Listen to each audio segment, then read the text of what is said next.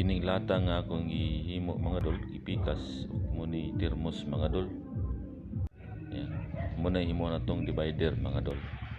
Bisan sa Yan, pwede nga gisuhan mga dol. Ibasa na to. Na basa ang tubig mga dol, katol man na mga dol. Kailangan basa ang din. Muna atong isansan ani mga dol. Muna simi mura-mura na ta ani mga dol. Ayan mga dol, nagsansan ta mga dol. O kunya mga dol, okay na mga dol, nakumana na to. Ana mga dol, nya ato na po ning itaon mga dol. Ganing So lang. sa pag-testing na to ani ron mga dol, natural mga dol, murag na aso mga dol, pero ang tubig na siya mga dol, hindi basa man ato ang mga dol.